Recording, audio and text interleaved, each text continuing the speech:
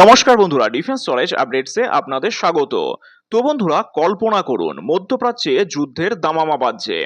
আমেরিকার মিসাইল ধেয়ে আসছে ইরানের দিকে, আর ঠিক সেই মুহূর্তে ইরান তাদের সবচেয়ে শক্তিশালী যুদ্ধ বিমানগুলো কোথায় সরিয়ে নিল জানেন?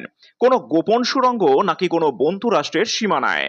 সম্প্রতি এক মার্কিন প্রশাসনিক কর্তার দাবি বিশ্ব রাজনীতিতে তোলপাড় সৃষ্টি করেছে। আজকে আমরা উন্মোচন করব ইরান, পাকিস্তান এবং আমেরিকার মধ্যেকার সেই ত্রিমুখী রহস্য। আসলে মধ্যপ্রাচ্যে ভূ রাজনীতিতে আমেরিকা এবং ইরানের দ্বন্দ্ব কয়েক দশকের পুরনো, কিন্তু সাম্প্রতিক গোয়েন্দা তথ্য ও মার্কিন প্রশাসনের দাবি অনুযায়ী যুদ্ধের চরম মুহূর্তে ইরান তাদের আকাশ সীমার সুরক্ষা নিশ্চিত করতে এক অভাবনীয় পদক্ষেপ নিয়েছিল। আমেরিকার শক্তিশালী বিমান হামলা থেকে নিজেদের অত্যন্ত মূল্যবান যুদ্ধ বিমানগুলোকে রক্ষা করতে ইরান সেগুলো প্রতিবেশী রাষ্ট্র পাকিস্তানে সরিয়ে নিয়েছিল বলেই দাবি করা হচ্ছে। আর মার্কিন প্রশাসনিক সূত্রের খবর অনুযায়ী আমেরিকা যখন ইরানের ওপর মানসিক চাপ বা সামরিক চাপ সৃষ্টি করেছিল, তখন ইরান তাদের বিমান বাহিনীকে সম্পূর্ণ ধ্বংসের হাত থেকে বাঁচাতে পাকিস্তানের সাহায্য নেয়। এই দাবি সত্য হলে এটি আন্তর্জাতিক কূটনীতিতে পাকিস্তানের অবস্থান নিয়ে বড় প্রশ্ন তোলে।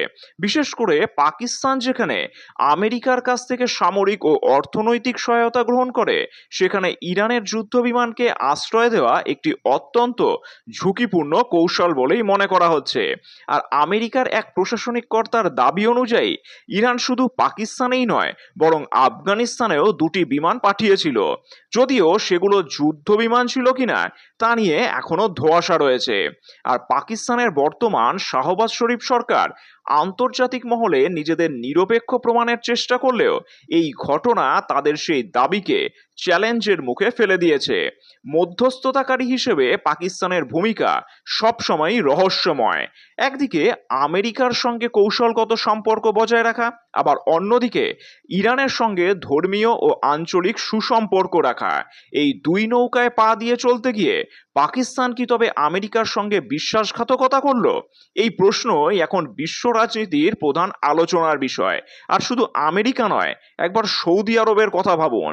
কারণ কিছুদিন আগেই সৌদি আরবের সঙ্গে পাকিস্তানের একটি ডিফেন্স চুক্তিও সম্পন্ন হয়েছিল, যাতে করে বলা হয়েছিল যে সৌদি আরবের ওপর যদি কেউ আক্রমণ করে, তবে পাকিস্তান তাদের সেনা পাঠিয়ে সেই আক্রমণকে প্রতিহত করার চেষ্টা করবে। কিন্তু এখানে দেখা যাচ্ছে অন্যরকম ব্যাপার।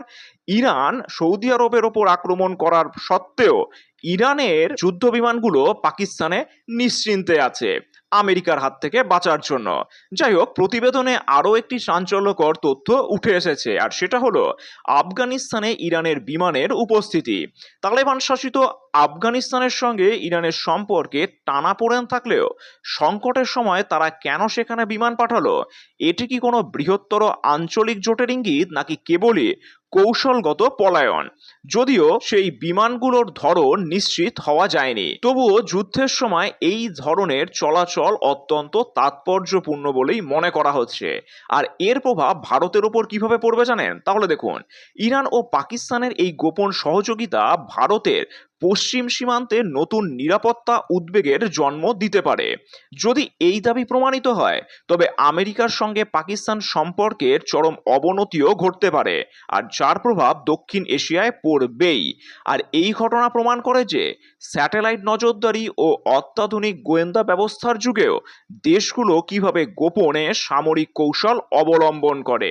আর ইরানের এই পদক্ষেপ কি কেবল আত্মরক্ষার জন্য ছিল, নাকি এটি আমেরিকার বিরুদ্ধে কোনো দীর্ঘমেয়াদী পরিকল্পনার অংশ ছিল? পাকিস্তান কি সত্যি ইরানের জন্য নিরাপদ স্বর্গ হয়ে উঠেছে?